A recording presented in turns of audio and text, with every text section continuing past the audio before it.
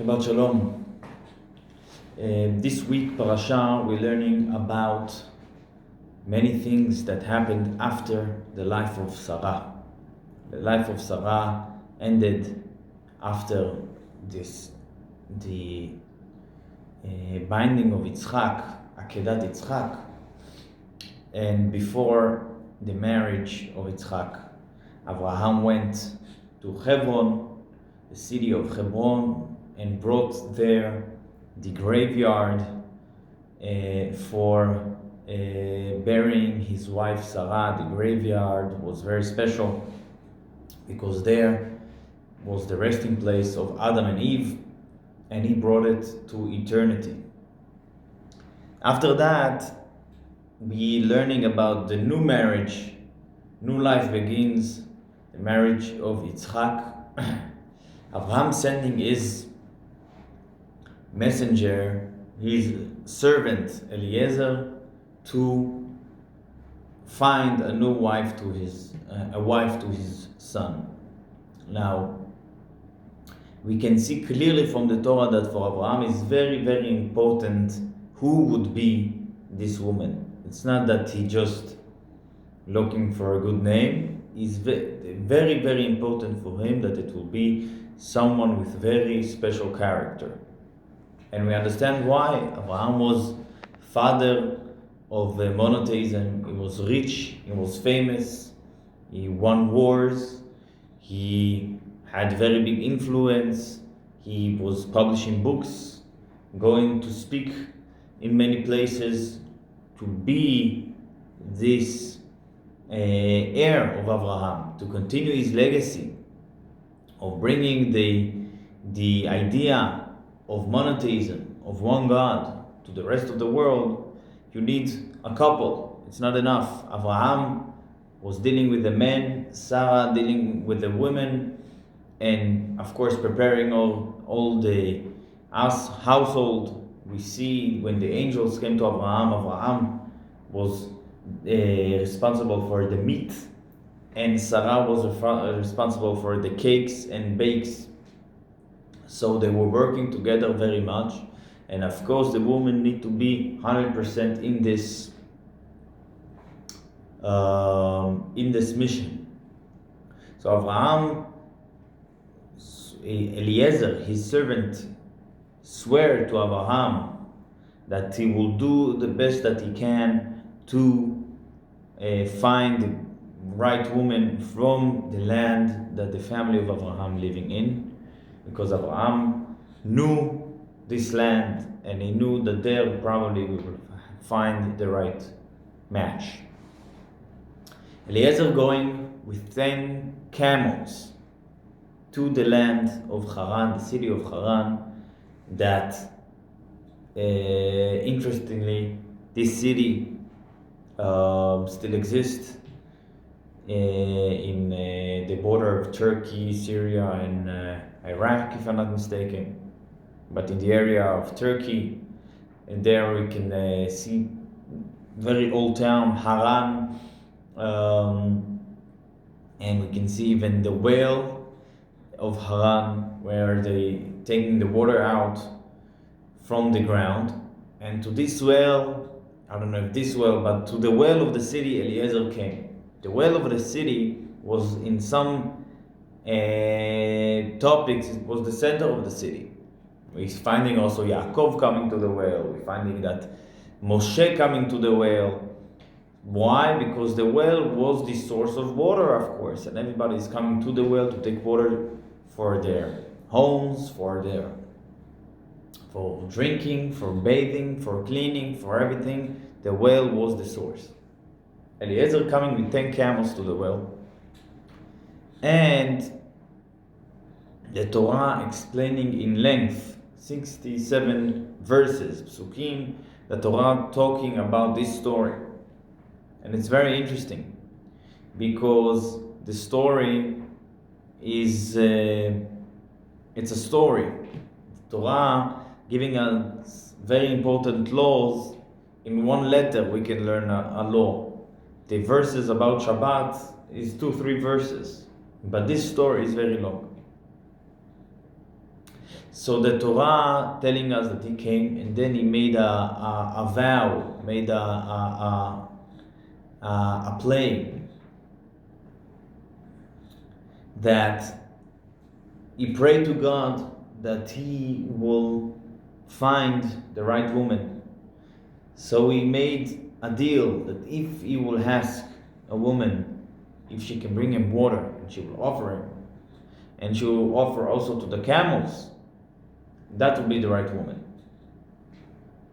And before he finishing his sentence, already Rivka coming, and she offered also to him and also to the camels, and that was the right woman. Now this is very interesting. Before we go into the details, we need to understand, is that was the right thing to do? First of all, according to the Jewish law, you're not allowed to do it. For example, it was customary in the old years that if a person saw a deer going in front of him in the morning, or he saw the bread fell on the ground, so he said, this is a bad sign, I will not eat this bread, I will not go out this day, today. So to take bad signs and to use them, it's halachically, according to the Jewish law, you're not allowed to do it. Why? Because you believe in some powers, in some mystical powers that existing. Of course, it's a debate if such a powers exist or just a fake. But the idea is that you're not allowed to believe and to do such things. So Eliezer, what he did there, it was right or wrong. So for some of the commentaries said it was not. It was in front before the receiving of the Torah. But after receiving of the Torah, we're not allowed to do it. But for some opinions, it was not like something that he said, if she will say like this, this is the woman. No, it was not just an idea. It was a sign for him. Because Eliezer did not know which woman to take. So we looked for a woman that have some special kindness. So he said, if I will give her water, I will ask for water, and she will bring for all the camels. It will mean that she's a kind woman, so she's the right woman. So it was not just a random symbol that he used. It was a reasonable calculation. For example, if you see the sky is cloudy in the morning, so we say, okay, I will take the umbrella. This is, of course, it's allowed because it's not a belief. It's only reasonable. If the bread fell in the ground and it's dirty and you're not eating it, it's reasonable. It's not a sign. So what Eliezer did for some of the commentaries was something very, very, of course, it's allowed and it's reasonable. So this is one point. Now we need to understand something very interesting before maybe. There is a note in the Torah that we find only 4 times in the Torah. A special note called the Shalshelet. The Shalshelet means that the person, according to one explanation, the Shalshelet, the note, means that this person is have a debate in himself. He's not fully sure about what he's doing. You find this note in our parasha. And in our parasha, Eliezer have this point when he's praying to God. And there is 3 opinions. What is the debates inside Eliezer? What he's not sure about. One of the opinions said that because it was not allowed after the receiving of the Torah, and Eliezer, as the servant of Abraham, knew about the laws of the Jewish people, so he was not sure that this is the right thing to do. That's why there is this note of the Shalshelet that he's debating in himself when he's praying to God. Another opinion there is that he was not sure that this is the good sign, this is right sign. She will offer me water. It's so special. What's so special about offering me the water also for the camels? How it's a sign about the character of the person. There is another opinion that's saying that Eliezer himself had a daughter that he wanted to marry Yitzchak. And that's why he was debating himself. He was not absolutely there that this is the right thing to do. What's the problem with my daughter? That Abraham wanted a different kala to his son. Okay. So after we understand that Eliezer did not use it as a symbol, as a mystical sign, he wanted to learn about the character of the woman with this sign. We need to understand: is this so one act? Why? How it's so special that we can learn from it? So we need to go to the details of the story, and we will understand it better. We need to know about camels. Camels are special, very special animals, and every animal has a special way, unique organs, and unique way how it was created by God in order to serve a special mission. So the camel have, as we all know, in the back, a place to put all the water that it drinks. Because the camel, its purpose is to go in the desert, to move. It was the special animal that is the perfect animal to go in the desert. Why? Because in the desert, there is no water. The camel can put in his back 100 liters of water. And it goes for weeks and sometimes even for months without drinking once. So the camel is very special animal. But now, when the camel see opportunity to drink water, he will drink as much as he can to fill his back with water. Because as we all know, the human nature also, when you see opportunity to eat, you eat.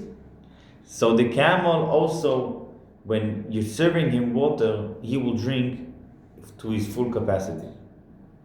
Now also the camels were after a journey from the land of Israel to Turkey. Of course it was a speed journey, but it was a journey. Now the camels came and they start drinking. Eliezer asking for water. She will say, I will give you and I will give also to the camels. And the Torah telling us 3 times that she gave all the camels until they finished drinking. We have 10 camels that drinking in very big amounts. How many times she need to take water from the well and to put in the special place that the camels drinking from?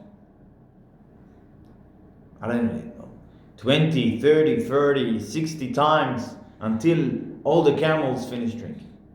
And the Torah said that Eliezer was shocked. So from that, he saw that it's not only a kind person. It's kindness that fit to the Jewish nature. Kindness that fit for the second mother of the Jewish nature, that she need to bring and to not expect for nothing in return. And that was the woman that he saw. Also, he saw the sign from God, and he saw also the character right in the first episode that he met this Rebbeca, our second mother.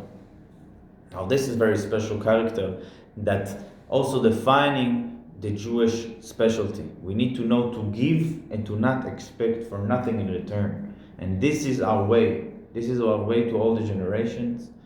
And we know about all the stories throughout the generation that we need to bring and to bring. Why? Because we're bringing, we're giving. And to give is the most important part, and the calculation, what I'm getting in return, is also it's not the Jewish way of giving, to give and to expect nothing in return. This is what defines Jewish, the Jewish way. Shabbat Shalom.